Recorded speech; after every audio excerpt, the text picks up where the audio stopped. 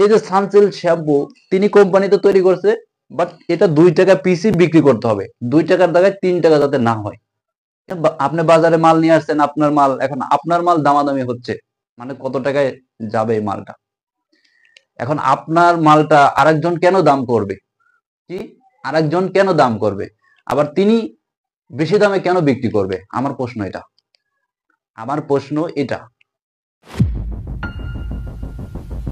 আসসালামু আলাইকুম, Ismail Bangla YouTube channel থেকে যে আজকে যে কথাগুলো বলতে আসছি, খুবই একটা জানার বিষয়। জানার বিষয়টা আমি বলতে পারি যে আসলে কি জানার বিষয় আছে এটা আবার। হ্যাঁ, এটা আপনি বলতে পারেন, আপনার অধিকার আছে। কিন্তু আমি আপনাদেরকে একটা ভালো একটা কথা জানিয়ে দিই। এই যে আপনারা যে দেখতে পাচ্ছেন যে আমার হাতে, এটা একটা সানসিল্ক শ্যাম্পু। কি এটা কিন্তু সানসিল্ক শ্যাম্পু, এটার দাম এখন বর্তমানে 2 টাকা, মানে নিউ 2 টাকা।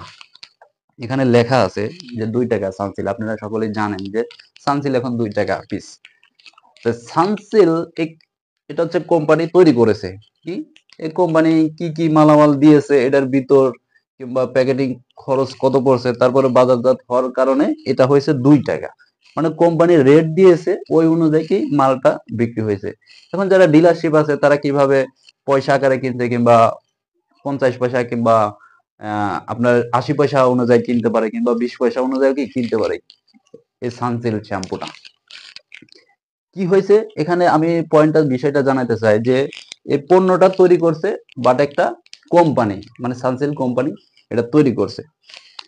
আচ্ছা, এই কোম্পানি এই পণ্যটা তৈরি করছে, আচ্ছা এই কোম্পানিটা তো আপনিও তো দাম বাড়াইতে পারতেন। কি আপনিও তো দাম বাড়াইতে পারতেন।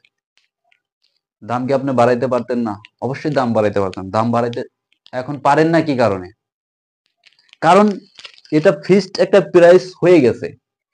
কোম্পানি এটা ফিক্সড একটা প্রাইস তৈরি করে দিয়েছে, এই দামে বিক্রি করতে হবে। কি করতে হবে? এই দামে এই পণ্যটা বিক্রি করতে হবে বাজার যাতে, কিংবা সাধারণ মানুষ এটা কিনে ব্যবহার করবে, যাতে এটার উপর যাতে কারো যাতে বিশ্বাসটা ভেঙে না যায়, কিংবা বিশ্বাসটা যাতে কঠোরভাবে থাকে, কিংবা এই পণ্যটা যতদিন আছে, কোম্পানি যতক্ষণ এটা দাম বাড়াইবে না, ততক্ষণ এটা নিয়ে কখনোই সাধারণ মানুষ কথা বলবে না।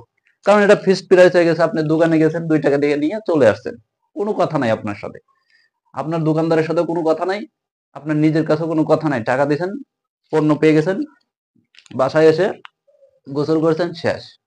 তা আমার কথাটা হচ্ছে যে আমাদের যে বাংলাদেশে যে কৃষক ভাইরা আছে, যে কাজ বিধি করতেছে, কি করতেছে, কাজ বিধি করতেছে। এই যে পেঁয়াজ লাগাচ্ছে, পেঁয়াজ লাগায় হাটে বিক্রি করতেছে, ধান লাগাচ্ছে, ধান হাটে নিয়ে বিক্রি করতেছে, কিংবা রসুন, যা আদার যে কাঁচামাল পণ্যগুলা যে তৈরি করা হয়, পণ্যগুলাই তারা কিন্তু নিজে উৎপাদন করে এটা কিন্তু বাজারজাত করতেছে। কি করতেছে? বাজারে নিয়ে এসে বিক্রি করতেছে। এখন বাজারে নিয়ে আসতেছে, কিন্তু এখন কয় টাকা খরচ গেল একটা কৃষক ভাইয়ের, কয় টাকা খরচ গেল, কিংবা এই খরচের অনুযায়ী কিন্তু যে যখন বাজারজাতে আসবে তখন দেখে যে মাথায় হাত দিয়ে বসা লাগে। মানে আপনি বাজারে নিয়ে আসছেন আপনার পণ্য, আপনি দাম বলবেন যে এটা কত টাকা আপনার বিক্রি হলে আপনার জন্য ভালো হয়। কি আপনার জন্য কতটুকু ভালো হয়, কিন্তু আপনি বাজারে নিয়ে আসছেন। এখন যারা ব্যবসায়িক আছে তারাই মনে করেন যে কি করতেছে, বাজারে নিয়ন্ত্রণ করতেছে। মানে আপনি বাজারে মাল নিয়ে আসছেন, আপনার মাল, এখন আপনার মাল দামাদামি হচ্ছে, মানে কত টাকায় যাবে এই মালটা। এখন আপনার মালটা আরেকজন কেন দাম করবে? কি আরেকজন কেন দাম করবে, আবার তিনি বেশি দামে কেন বিক্রি করবে? আমার প্রশ্ন এটা, আমার প্রশ্ন এটা যে আমার মাল কেন আরেকজন দামাদামি করবে, আবার ওই দামে কেন আরেকজনকে বেশি দামে বিক্রি করা হবে? এটা প্রশ্ন কিন্তু অবশ্যই, এটা কিন্তু খুবই গুরুত্বপূর্ণ একটা প্রশ্ন, যে জানা প্রয়োজন। যে এই যে সানসিল্ক শ্যাম্পু তিনি কোম্পানিতে তৈরি করছে, বাট এটা 2 টাকা পিসি বিক্রি করতে হবে, 2 টাকার জায়গায় 3 টাকা যাতে না হয়।